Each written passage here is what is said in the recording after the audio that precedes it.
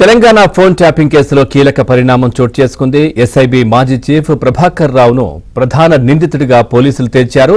ప్రభాకర్ రావుతో పాటు ప్రైవేటు వ్యక్తిని నిందితునిగా చేరుస్తూ పోలీసులు మెమో దాఖలు చేశారు. ప్రస్తుతం ప్రభాకర్ రావుతో సహా ప్రైవేటు వ్యక్తి పరారీలో ఉన్నాడని పోలీసులు తెలిపారు. ప్రభాకర్ రావు కనుసన్నలోనే ఫోన్ ట్యాపింగ్ వ్యవహారం జరిగినట్లు నిర్ధారించారు. ఎస్ఐబిలోని హార్డ్ డిస్క్లను ప్రభాకర్ రావు ధ్వంసం చేశాడన్నారు. అలాగే ప్రభాకర్ రావు చెప్పిన నంబర్లను ప్రణీత్ రావు ట్యాపింగ్ చేశాడని, ఫోన్ ట్యాపింగ్ కేసు తర్వాత ప్రభాకర్ రావు అమెరికా వెళ్లిపోయినట్లు పోలీసులు తెలిపారు. ప్రభాకర్ రావు కోసం ఇప్పటికే లుకౌట్ నోటీసులు జారీ చేసినట్టు పోలీసులు తెలిపారు. రైట్గా ఇదే విషయానికి సంబంధించి మరింత సమాచారాన్ని మా క్రైమ్ కరెస్పాండెంట్ శశి అందిస్తారు. శశి, ప్రధానంగా ప్రభాకర్ రావే కీలకంగా ఈ విషయంలో ఫోన్ ట్యాపింగ్ విషయంలో కనిపిస్తా ఉంది. అట్లాగే ఇంకొక ప్రైవేటు వ్యక్తి విషయం కూడా కనిపిస్తా ఉంది. గతంలో ప్రభాకర్ రావు వస్తున్నారు అన్నట్టుగా కూడా వార్తలు వచ్చాయి కదా, మరి ఏంటి లుకౌట్ నోటీసులు అయితే ప్రస్తుతం జారీ చేశారు?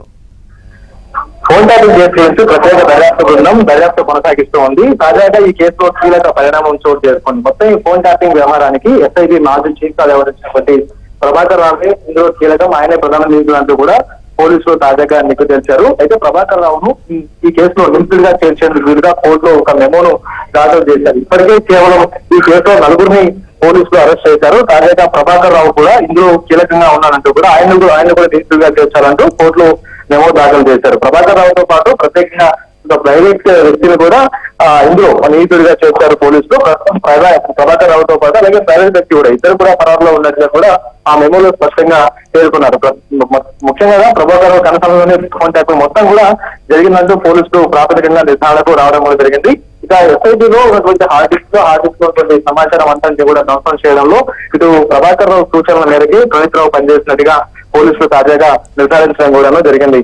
ఇక హార్డ్ డిస్క్ ను ధ్వంసం చేయడంలో ప్రభాకర్ రావు ఆదేశాలు చాలా కీలకంగా స్పష్టంగా ఉన్నాయంటూ కూడా పోలీసులు నిగ్గు తెరిచారు. అయితే ఈ హార్డ్ డిస్క్ ఏవైతే ఉన్నాయో హార్డ్ డిస్క్ అన్నింటి కూడా ధ్వంసం చేసిన తర్వాత వివిధ ప్రాంతాల్లో ప్రణీత్ రావు పారవేశారు. అవన్నీ కూడా ప్రభాకర్ రావు కనసంలోనే జరిగినట్టుగా కూడా గుర్తించారు. ఇక ప్రభాకర్ రావు ఏ నంబర్లు అయితే ఇచ్చారో ఆ నంబర్లు అన్నింటినీ కూడా ప్రణీత్ రావు ట్యాప్ చేశారు.